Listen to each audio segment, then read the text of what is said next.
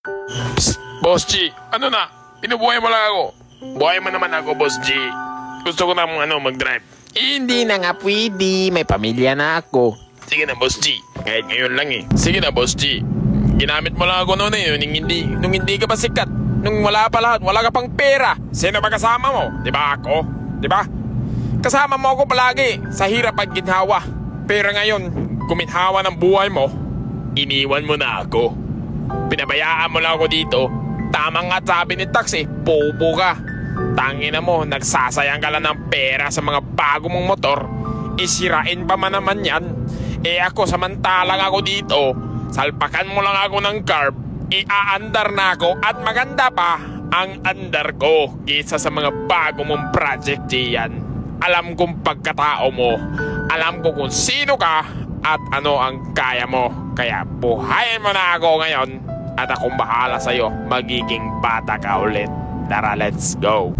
Hindi nga pwede.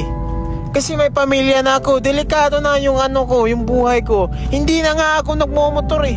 Nagsasakyan na lang ako si trash bag, si trash can. Kasi nga, nag-iingat na ako sa buhay ko ngayon. Hindi na tulad noon na kahit saan ako pumunta, warak-warak talaga ako.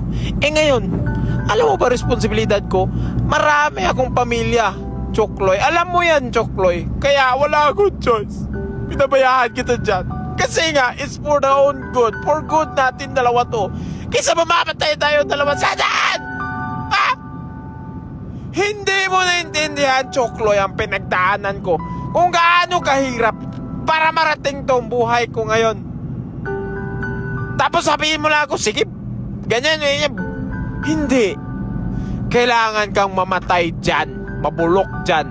For the goodness of my heart. Para sa buhay ko. Hindi ko na kaya ang power mo, Chokloy. Hindi ka na para sa mundong ito. Para ka na sa aliens. So, maniwala ka sa akin. Bawal ka nang tumakbo ulit, okay?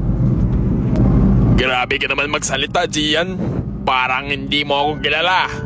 Kilala kita.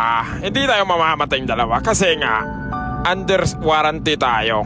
Okay, may insurance ka, may insurance ako. Okay lang yan, Gian. Magkano lang naman gastusin mo sa hospital, Gian? May insurance ka naman. Samantalang ako dito, wala nga akong carb eh. Salpakan mo nga ako ng carb, Gian. Paandarin mo nga man ako one last time. For the last time, Gian. Salpakan mo na ako ng carb. Sige na. Alam kong gusto mo eh. Alam kong gusto mo yung RPM ko, Gian. Kasi nung World War II, inimbento mo ako noon. Ikaw yung gumawa sa akin. Linigtas mo ako, Gian. Nakabulok lang din ako doon eh. Sa Bacolod. Kinuha mo ko doon. Kinarga sa Ceres. Pinunta dito sa Cebu. Doon, pagdating sa Tubuilan, inasimbol mo ako.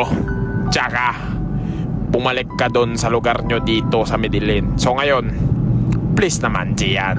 Iligtas mo ako kahit one more time. It's time. Come on, Gian. I know you wanna drive me. Drive me harder. Ako ang pinakamaganda mong naimbento, Gian.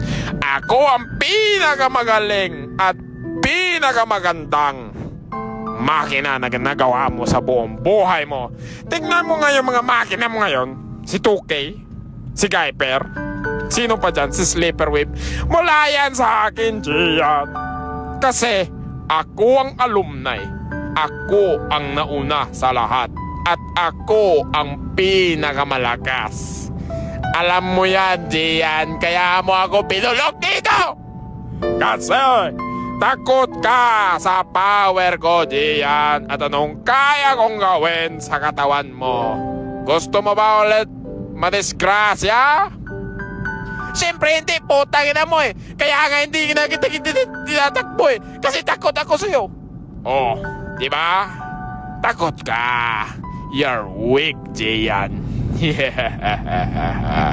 Alam ko pagkatao mo. You're weak. Like your father. Huwag mong sabihin tatay ko ng ganyan. Putang mo. Walang kinalaman yun sa ating dalawa. I know, Gian. Wala akong choice eh. Kailangan ko siyang idamay para patakbuhin mo ako ulit. Sige. Patakbuhin na kita ulit. Sige, bigyan mo ko ng time.